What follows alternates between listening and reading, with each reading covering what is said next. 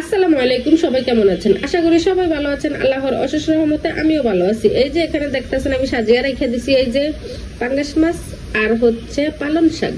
এই পালং শাক দিয়ে পাঙ্গাস মাছ দিয়ে আলু দিয়ে রান্না করা হইব।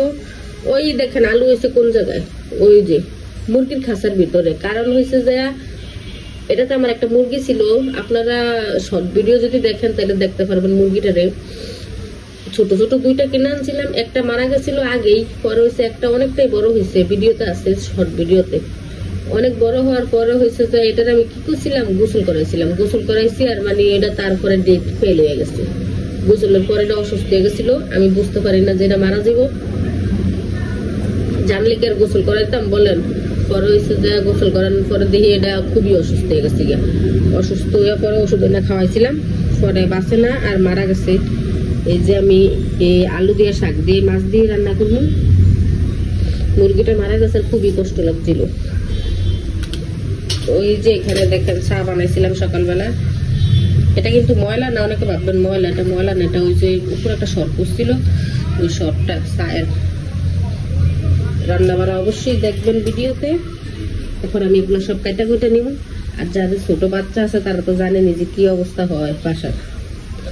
ও এখন বাচ্চাটারে ঘুম লইয়া আইসি, ঘুম লইয়া এখন রান্না বাড়া করবো। রান্না বাড়া কইরা পরে হয়েছে যায় অন্য অন্য ঘর গোছানোর যে কাজ থাকে ওগুলা গোছ গাছ করে নিব আর কি।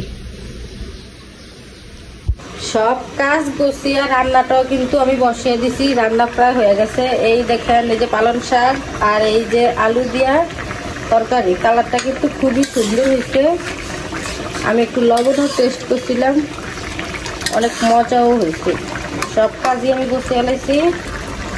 এখন এই তরকারিটা হয়ে গেলেই শেষ। এই দেখেন এখানে সবকিছু পরিষ্কার করে লাইছি, এখন শুধু গজ্জারও দিব আর হচ্ছে ঘর মুছবো, তারপরে একবারে শেষ কাজ। তরকারিটা দেখতে কিন্তু খুবই সুন্দর হয়েছে। পালং শাক দিয়ে আলু দিয়ে রান্না করছি, পাঙ্গাস মাছ দিয়ে, সাথে কিন্তু ডাইলও আছে। দাঁড়ান ডাইলটা দেখাইতেছি। এই হচ্ছে ডাইল, এই যে দেখেন ডাইল। সবাই ভালো থাকবেন, সুস্থ থাকবেন। ভিডিওটা এখানেই শেষ করবো। আল্লাহ হাফেজ। আমার টুনটুনি ময়না পাখি কান্না করতেছে। আল্লাহ হাফেজ।